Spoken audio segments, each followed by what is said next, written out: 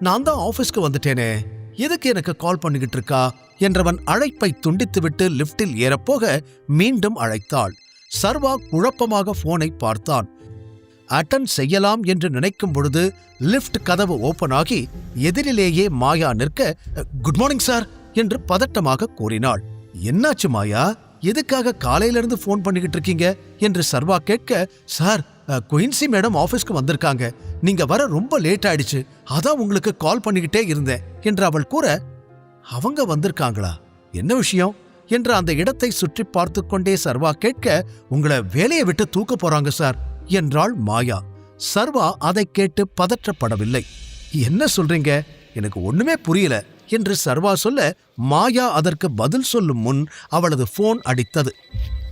Attend செய்தவள், okay okay sir வந்துட்டாரு, உடனே கூட்டிட்டு வரேன் என்று கூறி அழைப்பை துண்டித்தவள், சார் குயின்சி மேடம் உங்களை பார்க்கறதுக்கு ஃபர்ஸ்ட் ஃப்ளோர் ரிசப்ஷன்ல வெயிட் பண்றாங்க, உடனே வாங்க என்று அவனை அழைக்க, குயின்சி எதுக்கு என்ன வேலையை விட்டு அனுப்பணும், அதுவும் இவ்வளோ தூரம் நேர்ல வந்து, யார் அவளை இதெல்லாம் பண்ண சொல்லியிருப்பாங்க என்று சர்வா மனதிற்குள் பல கேள்விகள் ஓட, ஒருவேளை ஆகாஷோட வேலையா இருக்குமோ என்று யோசனை செய்தவன் குயின்சி இருக்கும் இடத்தை அடைவதற்கு முன்னர் யாருக்கோ மெசேஜ் அனுப்புவதற்காக டைப் செய்தான்.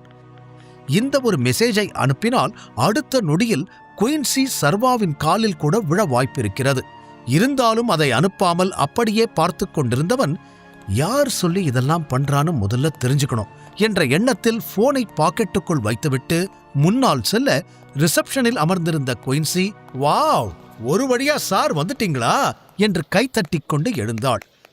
அந்த இடத்தில் ஏற்கனவே சிலர் கூடியிருக்க நடப்பதை வேடிக்கை பார்க்க ஆரம்பித்திருந்தனர். லேட்டா வந்தது மட்டும் இல்லாம ஆடி அசைஞ்சு வரீங்க என்று அவள் கேட்க, சர்வா அவள் முகத்தையே பார்த்து கொண்டிருந்தான். நிச்சயம் தான் சொல்லப்போகும் எதையும் அவள் கேட்கப் போவதில்லை. பதிலுக்கு அனைவர் முன்னிலையிலும் தன்னை அசிங்கப்படுத்துவது மட்டுமே அவள் குறிக்கோள் என்பது அப்பட்டமாக தெரிந்தது. அனைத்தையும் குறித்து கொண்ட சர்வா, லேட்டா வந்ததுக்கு சாரி, ரொம்ப நேரம் தூங்கிட்டேன் அதான் என்று பொறுமையாக அவன் பதில் கூற, எரிச்சலோடு அவனை பார்த்த, ஏன் லேட்டா வந்தீங்கன்னு தான் கேட்டேன், நீங்க எப்ப எந்திரிச்சிங்க, யார் கூட தூங்கினீங்கன்னு நான் கேட்கல, ஆபீஸ்ல சேர்ந்து ஒரு வாரம் தான் ஆகுது, அதுக்குள்ள இந்த கம்பெனியே உங்களுக்கு சொந்தங்கிற மாதிரி நடந்துக்கிறீங்க என்று அவள் கோபமாக பேச, அனைவருமே பயந்து போய் அவளை பார்த்தனர். சர்வா மட்டும் பெரிதாக அலட்டிக் கொள்ளவில்லை. எதுக்காக என்ன வேலையை விட்டு அனுப்புறீங்க, நான் தெரிஞ்சுக்கலாமா, எந்த காரணமும் இல்லாம நீங்க என்ன வேலையை விட்டு அனுப்ப முடியாது என்று சர்வா தெளிவான குரலில் கேட்க, அதற்கு குயின்சி பதில் சொல்வதற்குள், இந்த மாதிரி ரூல்ஸ் பேசுறவனை எல்லாம் ஆபீஸ்ல வச்சிருக்க கூடாது, உடனே வேலையை விட்டு அனுப்புங்க என்று பின்னாலிருந்து ஒரு ஆண் குரல் கேட்டு அனைவரும் திரும்பி பார்க்க, கைகளை கட்டிக்கொண்டு ஆகாஷ் நின்றிருந்தான். சர்வா எதுவும் பேசாமல் அவனை பார்க்க, குயின்சி அருகில் வந்த ஆகாஷ், இவனோட டெர்மினேஷன் லெட்டர் இன்னும் கொடுக்கலையா, எதுக்கு இவன் இன்னும் இங்க நின்னுகிட்டு இருக்கான், இவன் ஒரு நிமிஷம் கூட இங்க இருக்கக்கூடாது, துரத்தி விடுங்க முதல்ல என்றான். ஏற்கனவே இதற்கு பின்னால் ஆகாஷ் தான் இருப்பான் என்று சர்வா ஓரளவிற்கு கணித்துதான் வைத்திருந்தான். அன்று சினிமா தியேட்டரில் சர்வா தன்னை அசிங்கப்படுத்தியதை ஆகாஷால் மறக்க முடியவில்லை. அதுவும் வைஷ்ணவி முன்னால் சர்வா அவ்வாறு செய்திருக்க, அவள் வேறு அதை அடிக்கடி சொல்லிக் காட்டிக்கொண்டே இருந்தாள். அதுவே ஆகாஷின் கோபத்தை இன்னும் அதிகரித்தது. அதில் சர்வாவை பழிவாங்க ரவுடிகளை அனுப்பினான். அந்த பிளான் சொதப்பிவிட இப்போது சர்வா எங்கே வேலை செய்கிறான் என்பதை அறிந்தவன் குயின்சியிடம் பேசி சர்வாவை வேலையை விட்டு அனுப்பச் சொன்னான். அவள் அவ்வாறு செய்தால் அவள் கேட்கும் அனைத்தையும் செய்து தருகிறேன் என்று ஆசை காட்டி இருந்தான். ஆகாஷ் மிகப்பெரிய தொழிலதிபராக இருப்பதால் அவன் கேட்டதை செய்து கொடுத்தால் தனக்கு பல நன்மைகள் வந்து சேரும் என்று நினைத்தாள் குயின்சி. அதுவே இன்று அவளது நடவடிக்கைக்கு காரணம். ஆகாஷை பார்த்து கொண்டிருந்த சர்வா, நீங்க என்ன பண்ற என்று திமிரோடு கேட்டான். அதை கேட்டதும் குயின்சிக்குதான் அதிகம் கோபம் வர, எவ்வளோ தைரியம் இருந்தா ஏன் முன்னாடியே அவரை மரியாதை இல்லாம பேசுவ, நீ என்ன அவ்வளோ பெரிய ஆளா என்று அவள் கேட்க, என்ன குயின்சி, இவங்கிட்ட போய் ரெஸ்பெக்ட் மேனர்ஸ் பத்தி எல்லாம் பேசிக்கிட்டு இருக்கீங்க, அவனுக்கு அதெல்லாம் இல்ல, அப்பா அம்மா தான் குழந்தைகளுக்கு எப்படி நடந்துக்கணும்னு சொல்லி தருவாங்க, இவனை மாதிரி அனாதைக்கு அதெல்லாம் எப்படி தெரியும், நான் உங்ககிட்ட ஏற்கனவே சொன்னேன்ல, இவன் ரொம்ப மோசமானவன்னு. இப்ப நீங்களே நேர்ல பாத்துட்டீங்களா என்று சர்வா கேட்ட ஒற்றை கேள்வியை வைத்து ஆகாஷ் ஏதேதோ பேசிக்கொண்டே போக, சரியா சொன்னீங்க ஆகாஷ், இவனை பத்தி தெரியாம இந்த வேலையை போட்டு கொடுத்து நான் பெரிய தப்பு பண்ணிட்டேன். நீங்க மட்டும் சரியான நேரத்துல இந்த உண்மையை சொல்லாம போயிருந்தா இப்படி ஒருத்தனால எங்க ஆபீஸே ஒண்ணும் இல்லாம போயிருக்கும். இதுக்கு மேலேயே இப்படி ஒருத்தன் இங்க இருக்க நான் அனுமதிக்க மாட்டேன் என்று ஆகாஷ் ஏதோ மிகப்பெரிய நன்மை செய்தது போல அவனை பாராட்டி தள்ளிய குயின்சி, ஏய், யூ ஆர் ஃபயர்ட், உனக்கு இனிமே இங்க வேலை இல்ல, இப்பவே இங்கிருந்து கிளம்பு என்று சர்வா பக்கம் திரும்பி கூறினாள்.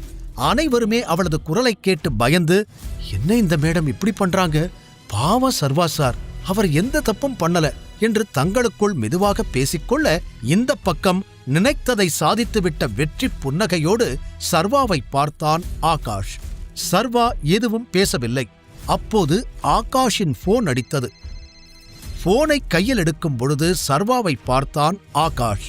சர்வா முகத்தில் ஒரு குரூர புன்னகை இருக்க, இவன் எதுக்கு நம்மளை பார்த்து சிரிக்கிறான் என்று யோசித்துக் கொண்டே போன் ஸ்கிரீனை பார்த்த ஆகாஷின் முகம் மாறியது. அதில் உடனே குயின்சியிடம் திரும்பியவன், ஒரு முக்கியமான கால், நான் பேசிட்டு வரேன், நீங்க இவனை பார்த்துக்கங்க என்று கூறி சற்று நகர்ந்து வந்தவன் காலை அட்டன் செய்தான். யாருமே தன்னை கவனிக்கவில்லை என்பதை உறுதி செய்து கொண்ட சர்வா உடனே தான் ஏற்கனவே டைப் செய்து வைத்திருந்த அந்த மெசேஜை யாருக்கோ அனுப்பினான். அத்தோடு அவன் நினைத்த அனைத்துமே நடந்து முடிந்திருக்க கைகளை பாக்கெட்டுக்குள் நுழைத்துக் கொண்டு குயின்சியை நிமிர்ந்து பார்த்தான்.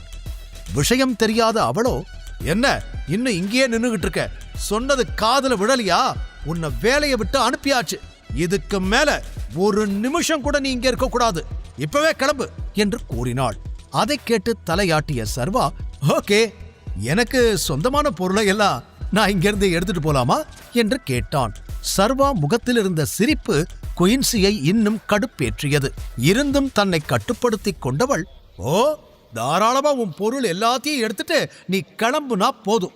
மாயா, இவன் கூட போங்க, இவன் பொருளை மட்டும் எடுக்கிறானான்னு செக் பண்ணிக்கோங்க, ஆபீஸ் பொருளை ஏதாவது எடுத்துட்டு போயிட போறான், அப்புறம் இவனை எங்க போய் பிடிக்கிறது என்றதும் அதற்கும் தலையாட்டிய சர்வா சிரித்துக் கொண்டே முன்னால் செல்ல அவனை குழப்பமாக பார்த்தபடி பின்னால் ஓடினாள் மாயா. சர்வா தனது கேபினுக்குள் செல்ல, சார், அவங்க உங்களை வேலையை விட்டு அனுப்பிட்டாங்க, நீங்க எதுவுமே பேசலையே, அவங்க கிட்ட ஒரு முறை கேட்டு பாருங்க, இந்த வேலையை உங்களுக்கு திரும்ப கொடுக்க வாய்ப்பு இருக்கு என்று சர்வாவை நினைத்து கவலையுடன் அவள் கூற, அதை கேட்டு மீண்டும் சிரித்தான் சர்வா. என்ன சார் நீங்க, உங்களுக்கு வேலை போயிருச்சு, சிரிச்சுக்கிட்டே இருக்கீங்க, உங்களுக்கு கொஞ்சம் கூட வருத்தமே இல்லையா என்று குழப்பத்துடன் மாயா கேட்க மீண்டும் சிரித்தான் சர்வா.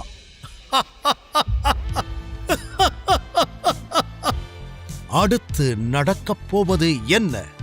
சர்வா யாருக்கு என்ன மெசேஜ் அனுப்பினான்? ஆகாஷுக்கு போன் செய்தது யார்? சர்வா பெரிதும் அலட்டிக் கொள்ளாமல், என் பொருளை எடுத்துட்டு நான் கிளம்புறேன் என்று சிரித்துக்கொண்டே அவன் கிளம்ப, என்ன சார் நீங்க, உங்களை வேலையை விட்டு அனுப்புறேன்னு சொல்றாங்க, சிரிச்சுக்கிட்டு இருக்கீங்களே என்று மாயாதான் அவனுக்காக கவலைப்பட்டாள். இன்னொரு புறம் வெளியில் வந்த குயின்சி தனது காரில் ஏறி அமரப்போக, அப்போது அவள் போனுக்கு சில மெசேஜ்கள் வந்திருப்பதை கவனித்து அதை திறந்து பார்க்க, அது நேரடியாக டைகரிடமிருந்து வந்திருந்தது. அடுத்த நொடியே அவள் கை கால்கள் நடுங்க ஆரம்பித்தது. சூர்யா ஏற்கனவே டைகர் என்ன கூறினாலும் அதை மறுக்கவோ இல்லை அவனுக்கு தெரியாமல் அதை மீறி ஏதாவது செய்யவோ கூடாது, அது உன் வேலை, உயிர் இரண்டையும் பாதிக்கும் என்று தெளிவாக கூறியிருந்தது இப்போது அவள் காதுகளில் கேட்டது. மெசேஜை திறந்து படிக்க, சர்வாவை வேலையை விட்டு அனுப்பிட்டீங்களா என்று கேள்விக்குறியோடு இருந்தது.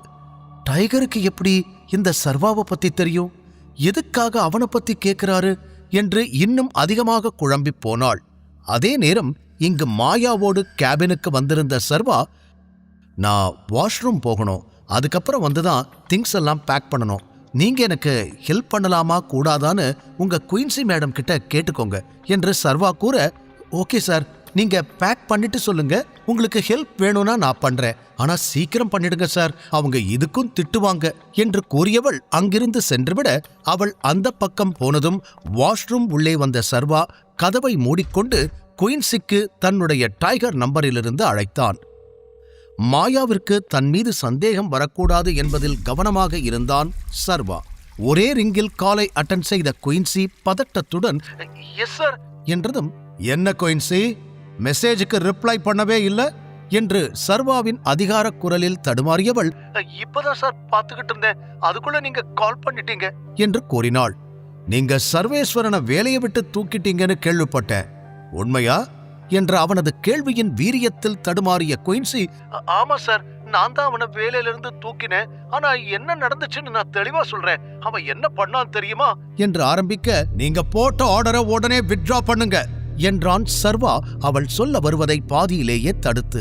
ஆனா சார், உங்களுக்கு அவனை பத்தி தெரியாது, நீங்க நினைக்கிற மாதிரி அவன் நல்லவன் இல்ல, இந்த கம்பெனில மேனேஜரா இருக்கிறதுக்கு அவனுக்கு எந்த தகுதியும் இல்ல, அதனால தான் அவனை இங்க இருந்து அனுப்பணும்னு நான் நினைச்சேன், அவனுக்கு யார்கிட்ட எப்படி பேசணும்னு மேனர்ஸ் கூட தெரியல சார் என்று எப்படியாவது தான் எடுத்த முடிவு சரிதான் என்பதை டைகருக்கு உணர்த்த முயற்சி செய்தாள் குயின்சி. முழு கதையையும் கேட்டு மகிழ பாக்கெட் FM ஆப்பை டவுன்லோட் செய்யுங்கள். லிங்க் டிஸ்கிரிப்ஷனில் கொடுக்கப்பட்டுள்ளது.